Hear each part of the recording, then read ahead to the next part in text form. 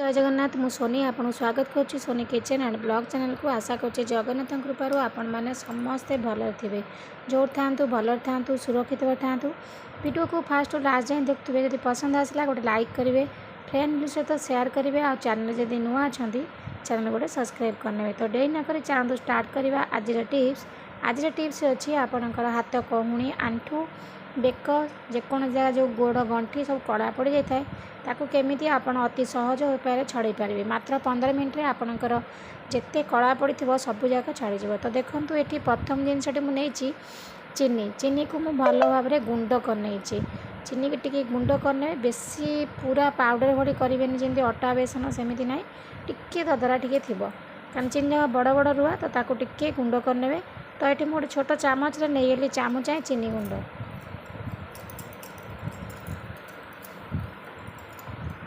तापर देखो ये नहीं खाइबा सोडा जो सोडा आम खाइबार व्यवहार करते से सोडा नहीं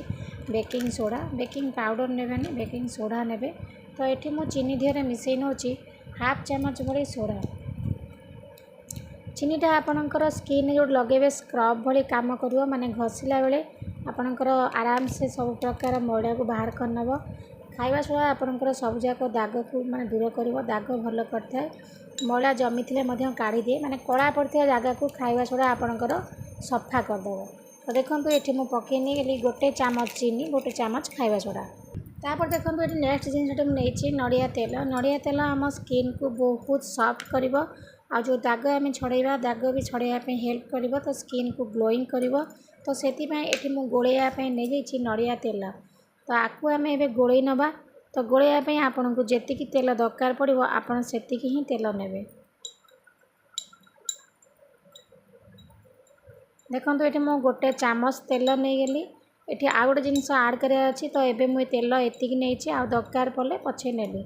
तो आउ पानी फाणी कौते गोड़ेबी तो तेल पकई गोड़े ने तो देखो ये मुझे तेल को पकईकी भल भाव गोड़े नेली तापर नहीं जा घी कुआरी आपण पाखे जब एलोवेरा जेल थाए तो एलोवेरा जेल जो मार्केट किणुन ताकू नहीं पारे जदि न थाए आपण पाखे बाड़े जदि एलोवेरा आपण पाखे अच्छी ताकू नहीं पारे आपणकर बाड़ी एलोवेरा भी बहुत सुंदर भाव में काम कर तो धीरे धीरे करी भल से आम कोरी नहीं कि तार रसटी को काढ़ी नब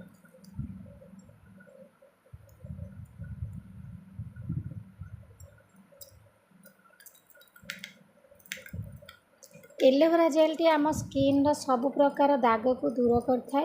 तो एलोवेरा जेलटा आप निश्चित भाव में नेबे जेकोसी जमी थी मैला को आप धीरे धीरे सबुदिन प्राय एलोवेरा लगातु देखिए आपणकर एलोवेरा द्वारा आपणकर से मैला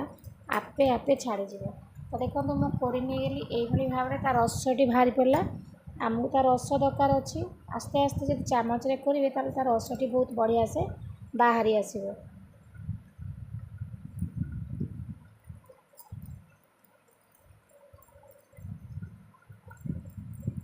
ये आप जो कंटा चामच भी नहीं पारे कंटा चामच द्वारा भी आपंकर रसटा बहुत बढ़िया से बाहर तो देखो यही चामच भी रस बहुत बढ़िया से बाहर बाहरी आसला तो ये आप गोड़े नियंतु आमको ये आउ तेल दरकार पड़ोनी क्या एलोवेरा जेल पकड़ा द्वारा आमर ठीक से होगला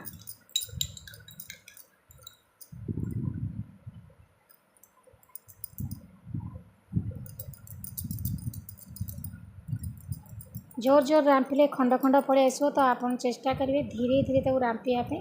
धीरे धीरे रांपिले आपंकर बढ़िया से तार रसटी पड़े आसो देखो केते सुंदर भाव में तार रस पड़े आसला एवं भल भाव में मिसई नियंतु ना एलोवेराटा आमर टी जो बाड़ी एलोवेरा टी लाल टाइप रो तो मिसवन ठीक से आप ठीक से आगे भल भाव में मिसई ने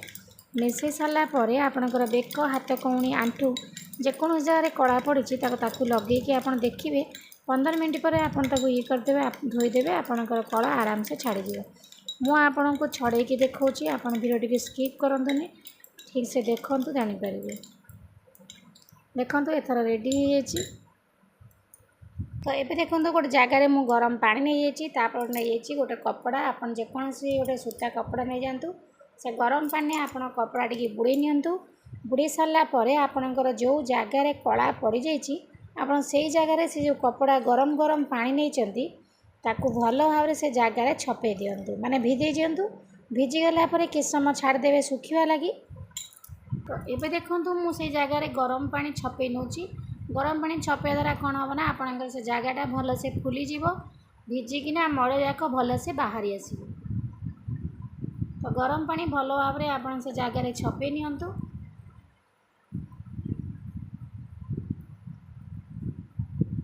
ଛପେଇ ସାରିଲା ପରେ ତାକୁ ଶୁଖିବା ଲାଗି ଛାଡ଼ି ଦିଅନ୍ତୁ।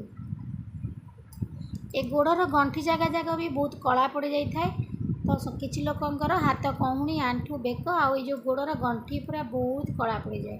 ଦେଖିପାରୁଥିବେ ଆପଣ କେତେ କଳା ପଡ଼ିଛି। ତ ଦେଖନ୍ତୁ ପାଣିଟା ଏବେ ଶୁଖିଗଲାଣି। ଏବେ ଆମେ ଯେଉଁ ପ୍ରସ୍ତୁତ କରିଥିଲି ଯେଉଁ ରେମେଡ଼ିଟି ତାକୁ ଭଲ ଭାବରେ ଏଠି ଲଗେଇ ନେବା।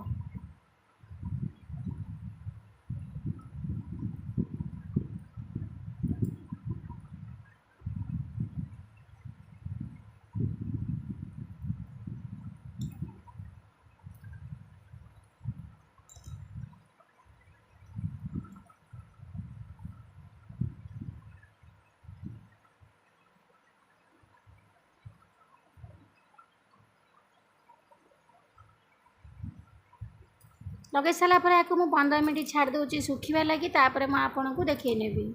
ଦେଖନ୍ତୁ 15 ମିନିଟ୍ ହେଇଗଲାଣି। 15 ମିନିଟ୍ ପରେ ମୁଁ ସେଇ କପଡ଼ାରେ ହିଁ ଧୀରେ ଧୀରେ କରିକି ପୋଛି ନେଉଛି।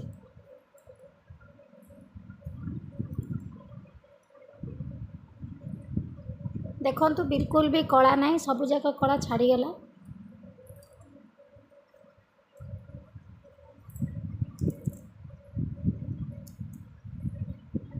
ତ ନିଶ୍ଚିତ ଭାବରେ ଆକୁ ଆପଣ ଟ୍ରାଏ କରନ୍ତୁ। ଆପଣଙ୍କର ହାତ କହୁଣି, ଆଣ୍ଠୁ, ବେକ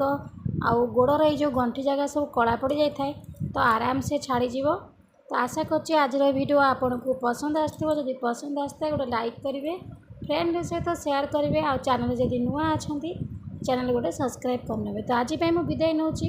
ପୁଣି ଦେଖା ହେବି ଆପଣଙ୍କ ସହିତ ନେକ୍ସଟ ଭିଡ଼ିଓରେ। ସେ ପର୍ଯ୍ୟନ୍ତ ରହୁଛି। ନମସ୍କାର, ଜୟ ଜଗନ୍ନାଥ।